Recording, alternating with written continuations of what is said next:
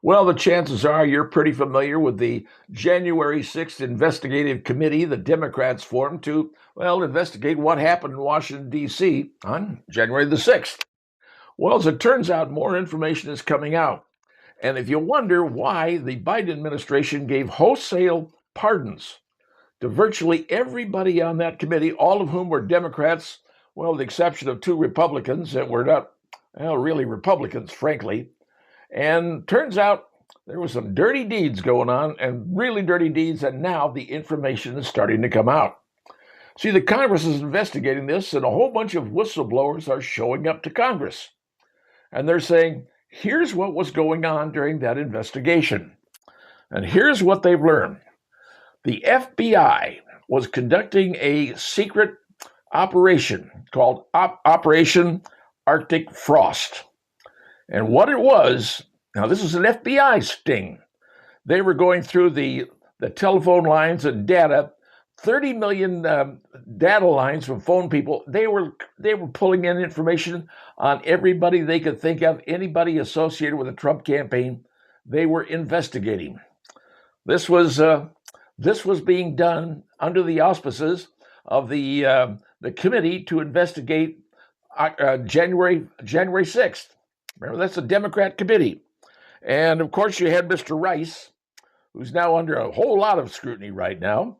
He was involved with this, working directly for Merrick Garland, who was the Attorney General at the time. And Merrick Garland, when he was called to testify, he didn't remember anything, which frankly is the way you do it in committee. When you're asked questions, you don't remember anything. But the FBI went through all kinds of people who were associated with the Trump campaign, like 160 people.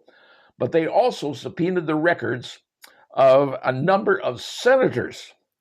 That's correct, senators, including Marsha Blackburn, Lindsey Graham, Bill Hagerty, Josh Hawley, Ron Johnson, Cynthia Loomis, Dan Sullivan, Tim Tuberville from Alabama, and even Representative Mike Kelly, the big one, Ted Cruz. They went to a judge. And that judge, his name is James Boasberg. He has ruled against Donald Trump in countless cases previously, and he literally authorized the tapping of Ted Cruz's phone lines.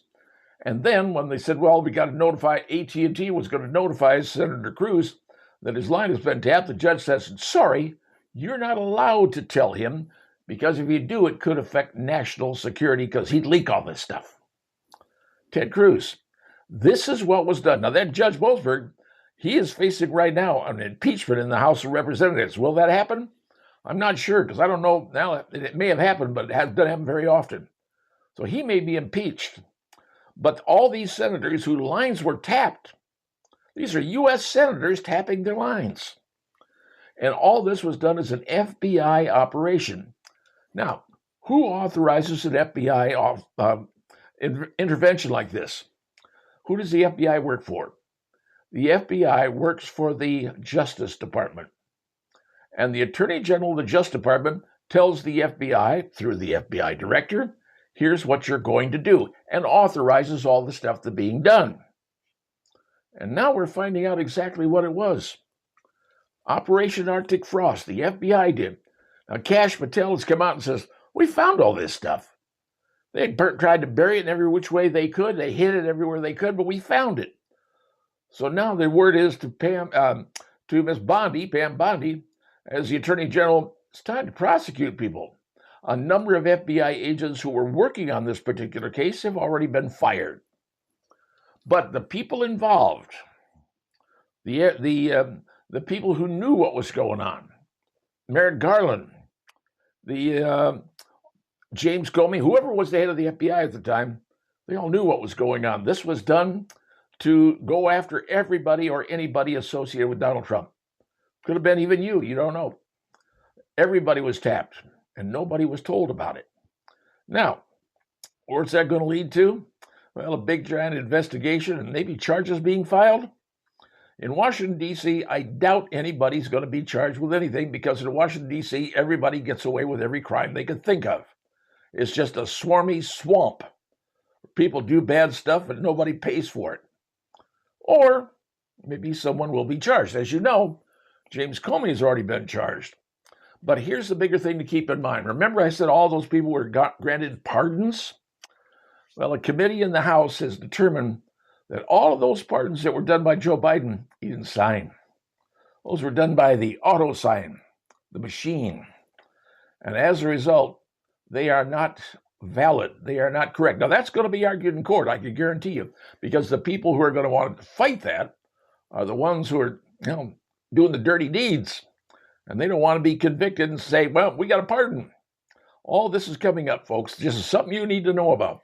But it's been found out the FBI, headed by the Biden administration, because somebody in the Biden administration told the Attorney General, here's what we're going to do. The whole concept was simple. Keep power, maintain power, and destroy the other side by any means you have to. And in this case, getting spying on everybody on the other side illegally, and now the word comes out. Now the whistleblowers have come forth, people have been fired, and now will charges come down the pipe? That remains to be seen. But now you know the way the game is played in Washington, one side's job is to destroy the other in any means they have. And boy, do they use it. Let's see what's going to happen, because they did.